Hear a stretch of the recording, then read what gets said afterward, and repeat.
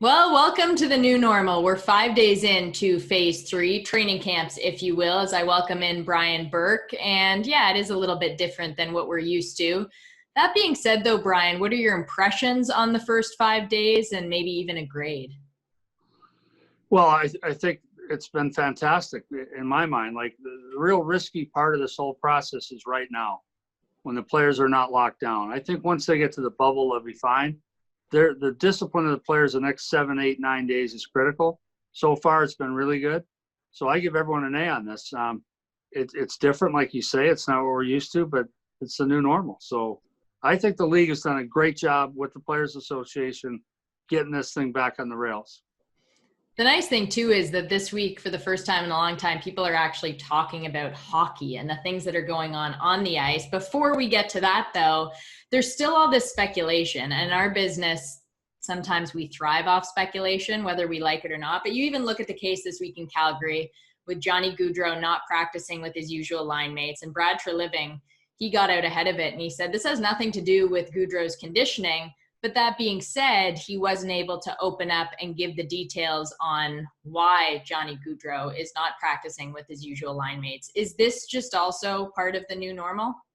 Yes, I think people very used to be because the whole disclosure of injury and illness stuff, there's two issues with this. One is there's a federal law in the U.S. that carefully regulates what employers are allowed to divulge with regard, it's called HIPAA, or that's the acronym, Health Information Protection Act or something.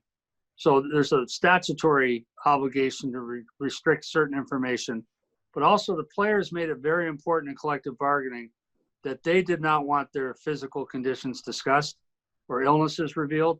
So there's a twofold reason to not divulge these things.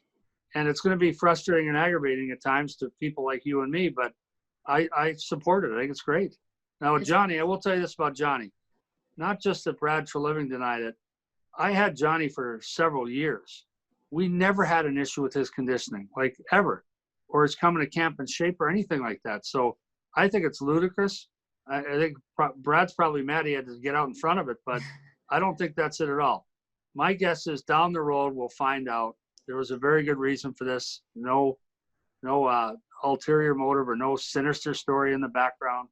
Just someone else had an issue and so on. So, but that's Canada. You work in Canada, you have to deal with the rumors.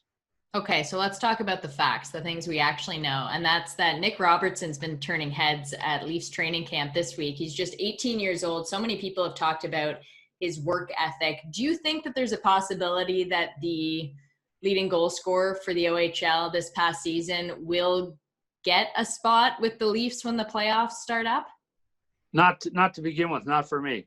He's a marvelous player. He's going to be a really good Leaf. Love this kid. Love everything I've seen about him, heard about him. What he adds to their lineup, they've already got too much of, which is soft skill. He's small and he's soft skill. And that's not a knock. A lot of great players in their league are soft skill, but they've got a surplus of that. I would rather go with the lineup they have, see what they have. And then if they get banged up, he's a great option.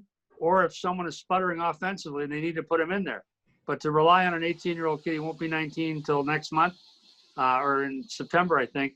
I wouldn't start him. If I were still a GM, he's not playing in game one.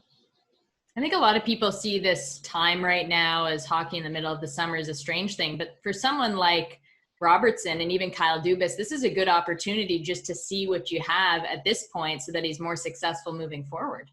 Oh, yeah. Bringing him to camp was great. I'm with Kyle. I think Kyle's a really smart guy. I have quarrels with certain things he does, but overall, I think he's really smart, and I think he's a really good guy. This is smart. You put a young player in, even if he never dresses in a game.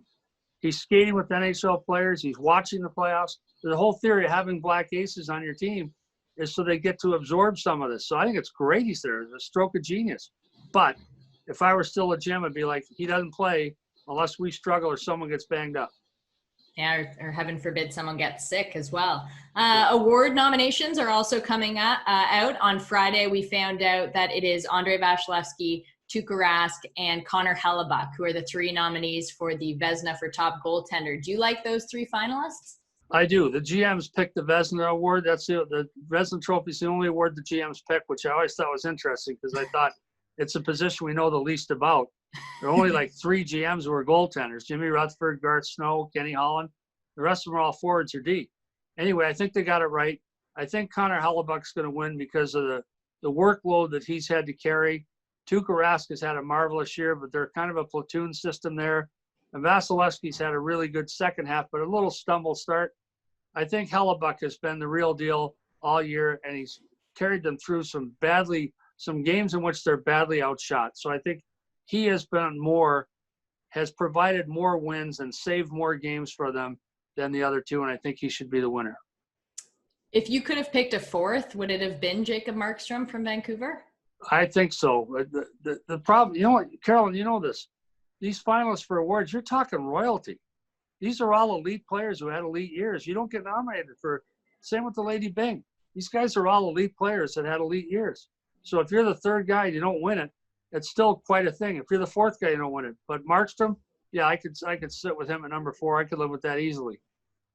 You mentioned the Lady Byng, and Nathan McKinnon, Ryan O'Reilly, Austin Matthews are the 3 finalists.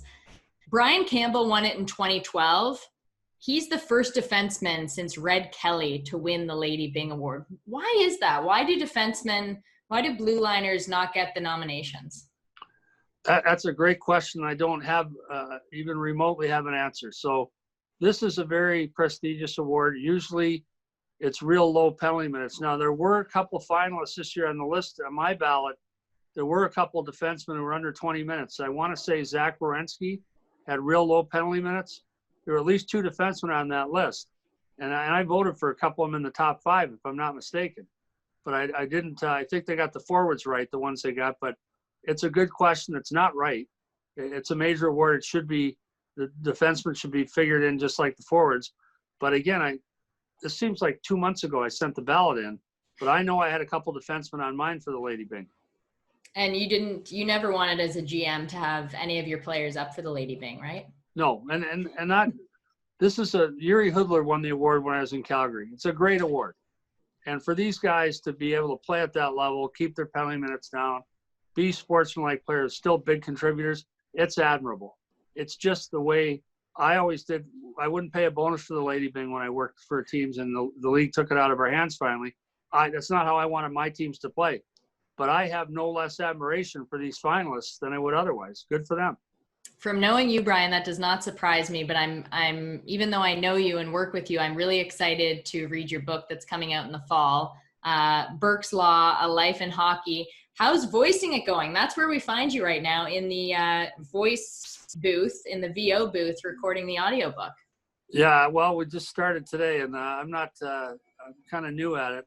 I wouldn't want to listen to me for that many hours, but so far so good. I think people will find the book interesting because of the sheer scope of, if you include my years practicing law and representing players, we're coming up on 40 years ago that I got involved. So I've been involved, like stories about Brett Hull when I represented him, stories about Trevor Linden when we drafted him in Vancouver. Then you go from place to place, Hartford, drafting Chris Pronger, McSorley, Brashear incident, the Moore Bertuzzi incident.